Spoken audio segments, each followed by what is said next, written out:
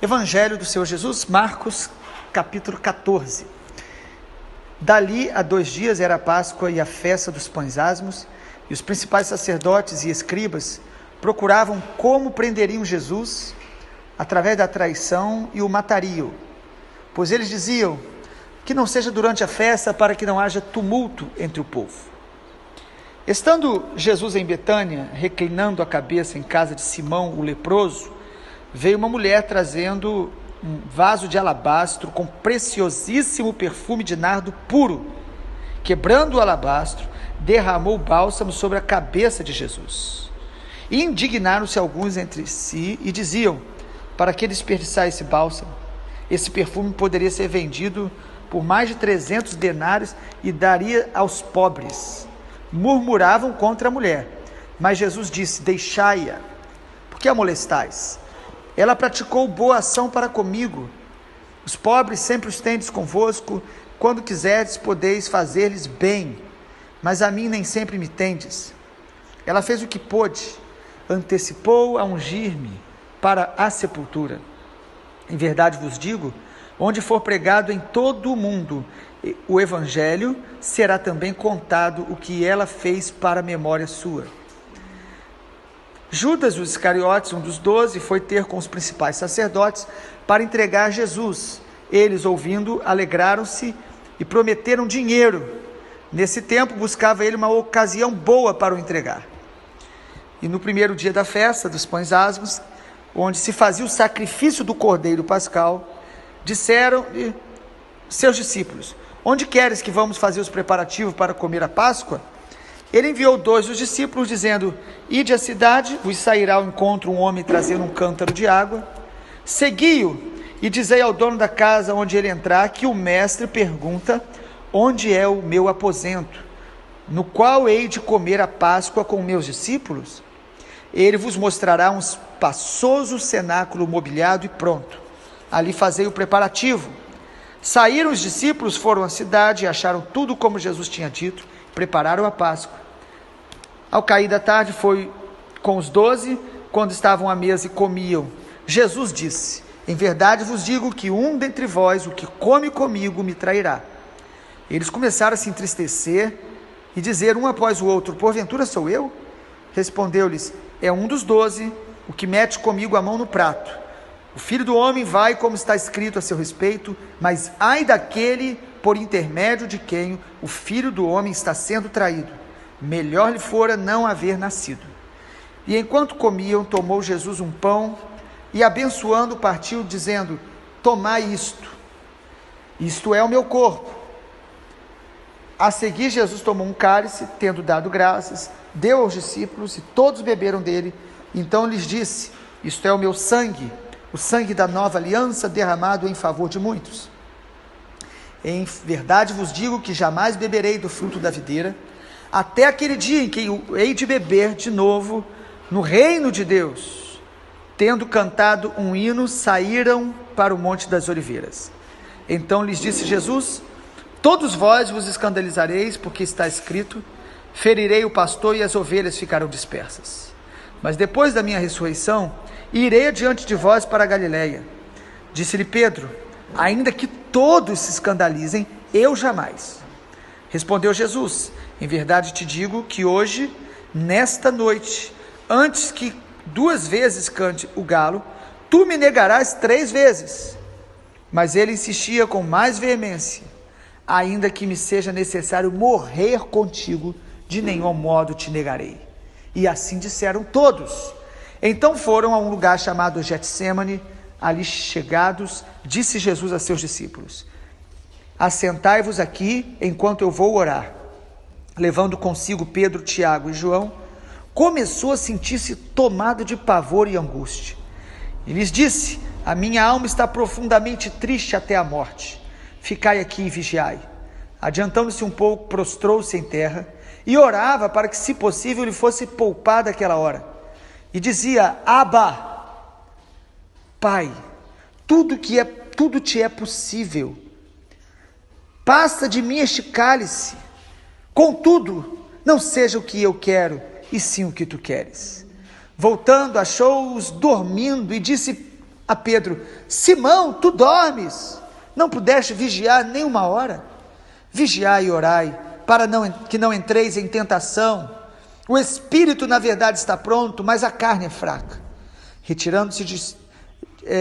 Retirando-se de novo, orou repetindo as mesmas palavras. Voltando, achou-os outra vez dormindo, porque os seus olhos estavam pesados e não sabiam o que lhe responder. E veio pela terceira vez e disse-lhes: ainda dormis e repousais? Basta, chegou a hora. O Filho do Homem está sendo entregue nas mãos dos pecadores. Levantai-vos, vamos, eis que o traidor se aproxima. Até aí o versículo 42 de Marcos 14, que nós vamos dividir em duas partes. Nesse capítulo de Marcos, Jesus está próximo a se entregar para ser crucificado por todos nós. E nesse capítulo eu quero destacar uma palavra muito importante, que não aparece a palavra, mas aparece o que ela significa. A palavra adoração. Capítulo 14 nos mostra, em primeiro lugar, uma mulher que adora Jesus com todo o seu coração, com tudo que ela tinha. Jesus estava ali na casa de Simão, o leproso, um homem que foi curado por ele, e num jantar, num encontro com tantas pessoas, uma mulher se destaca adorando-o, dando o que ela tinha de mais precioso, um perfume extremamente caro, e ela não tem nenhum tipo de preocupação com o que as pessoas vão falar sobre ela. Ela não está preocupada com a sua reputação. Como mulher, ela quebra aquele vaso, ela derrama aquele bálsamo precioso, sem perceber ela estava fazendo um ato profético, ela estava ungindo Jesus já para a sua sepultura.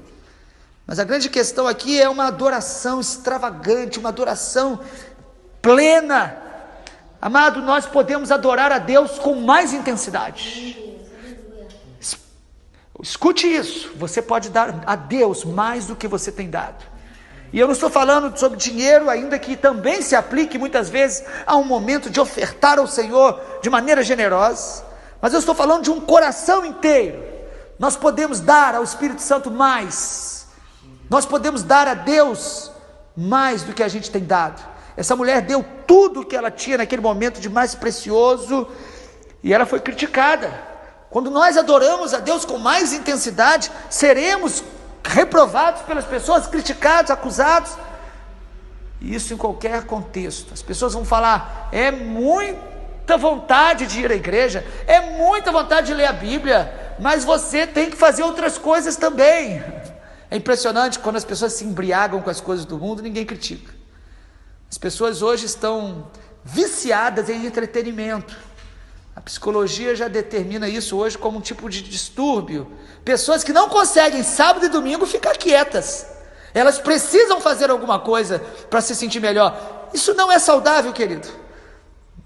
Alguns psicólogos escreveram um artigo essa semana dizendo que nós precisamos começar a ter feriado para nosso coração durante os sábados e domingos. Tirar feriado de entretenimento, porque o excesso de entretenimento gera tédio, frustração, gera desperdício de força, de energia, até mesmo de criatividade. Essa mulher dá a Jesus tudo de melhor que ela tinha, e as pessoas criticam, os discípulos criticam, dizendo: podia ter dado aos pobres.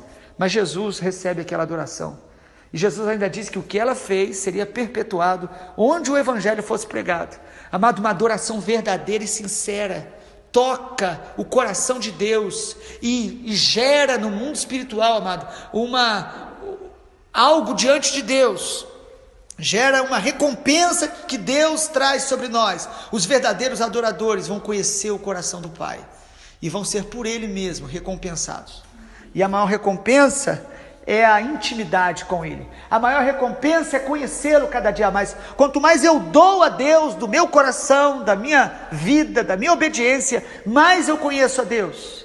A obediência é a chave de mais revelação de Deus. Quando você obedece aquilo que Deus tem te falado, você acende uma luz a mais para que a vontade de Deus te seja revelada, o conhecimento de Deus aumente na tua vida. Esta mulher adorou a Jesus acima da média. Nós não podemos nos nivelar com a média, nós temos que dar a Ele. não para merecer o amor dele, porque o amor dele é incondicional, mas para responder o amor dele, para conhecer mais o amor dele, porque o amor dele é mais profundo, é mais largo, é mais alto do que qualquer mentalidade humana, capacidade humana pode compreender. Efésios capítulo 2 diz que nós devemos realmente buscar o Senhor para conhecer essas dimensões, a quanto é a largura, a altura, a profundidade do amor de Deus, que excede a todo entendimento. Deus quer nos levar a conhecê-lo acima até do entendimento, até da capacidade de explicar, mas Deus quer nos chamar a mergulhar na água do seu conhecimento, do seu amor, mas nós precisamos adorá-lo. Adoração é tudo que eu faço por amor a Deus. Adoração é tudo que eu faço para a glória de Deus. Adoração é amar a glória de Deus mais do que a glória dos homens. Quantas vezes nós não fazemos mais, não damos mais, porque temos preocupação com a crítica, com o que os outros vão pensar. Às vezes você se retira para estar mais a sós com Deus e os amigos vão te cobrar e você vai deixar de ter algum tipo de prazer. No final dos tempos, a Bíblia diz que os homens serão mais amigos dos prazeres do que de Deus. Não está dizendo que vão negar Deus, mas haverá uma devoção, adoração, a idolatria ao prazer, idolatria ao entretenimento, idolatria ao conforto.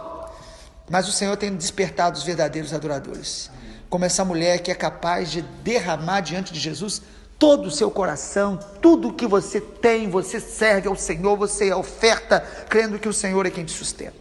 Mas em segundo lugar, nós vemos aqui também uma segunda expressão de adoração, que é a adoração através da comunhão em torno de Jesus. O versículo 22 ao 25 fala da ceia do Senhor. O Senhor Jesus, no dia da Páscoa, era Páscoa, os judeus faziam e fazem isso. Eles se reúnem, eles partem o pão, eles tomam o cálice. Os judeus faziam e fazem isso como símbolo lá do que o Senhor fez também no Egito, e matavam um cordeiro. Jesus manda os discípulos preparar a Páscoa, mas agora Jesus, ele mostra o verdadeiro significado da Páscoa. Ele mostra que aquela festa, aquele ato que o Senhor, o nosso Deus, instituiu quando eles saíram do Egito, mandando que um cordeiro fosse sacrificado, sangue passado nas portas. Jesus mostra que agora estava se cumprindo literalmente nele. Ele é o cordeiro. É interessante que a ceia aqui tem pão e tem vinho, mas não tem o cordeiro, que os judeus sempre matavam. Por quê? Porque o cordeiro estava ali, Jesus. Ele era o cordeiro, ele é o cordeiro de Deus que tira os pecados do mundo. E ali eles se reúnem, a verdadeira adoração, a verdadeira comunhão, ela tem que ser feita em torno de Jesus, para a glória de Jesus, por causa de Jesus. Jesus nos torna um só corpo. Os discípulos se reúnem com ele para celebrar ali profeticamente a morte de Jesus, sem eles entenderem ainda. Jesus parte o pão e diz: meu corpo será partido por vocês. Jesus dá o cálice ali do fruto da videira e diz: meu sangue será derramado por vocês. Este é o sangue da nova aliança. Ele diz: olha, eu estou pronto para dar a minha vida por vocês, para que vocês sejam um. O propósito da unidade, adoração, amado, também é expressa através da comunhão, estarmos juntos por amor a Jesus, nos perdoar mutuamente por amor a Jesus, servir uns aos outros, orar uns pelos outros por amor a Jesus. A ceia do Senhor não é apenas uma celebração da nossa aliança com Deus, mas a aliança com Deus e com a família de Deus. Eles se reúnem em torno de Jesus, ainda que haja um traidor.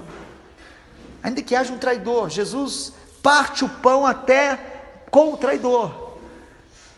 Pessoas próximas a nós, que talvez não tenham o mesmo coração, não podem nos impedir de ter um só coração com aqueles que o Senhor coloca do nosso lado.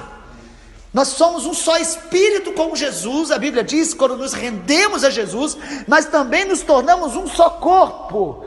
Nós somos interligados espiritualmente, há um testificado espírito, uma família. Por isso nós não podemos abrir mão nunca da comunhão. Comunhão é uma expressão de adoração. Salmo 133, como é bom e agradável viverem unidos os irmãos, é como óleo precioso.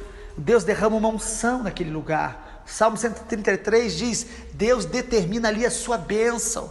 Ah, mas está muito difícil hoje, as pessoas estão muito difíceis, querido. A Bíblia diz que no final dos tempos o amor vai se esfriar de quase todos, ou de muitos, mas não de todos. Que eu e você sejamos esses que vamos manter um coração aberto para amar, mesmo sendo traído, mesmo sendo decepcionado, mesmo sendo ferido. Nós só somos traídos, feridos e decepcionados porque nós tivemos a capacidade de amar alguém e de ser alguém desarmado para se aproximar de pessoas. Não deixe de amar, não deixe de estar junto, não deixe a comunhão, a unidade, porque isso é a maneira de adorarmos ao Senhor, nos amando uns aos outros. Jesus estabeleceu que nós demonstramos o amor por Deus amando uns aos outros, em todo o tempo.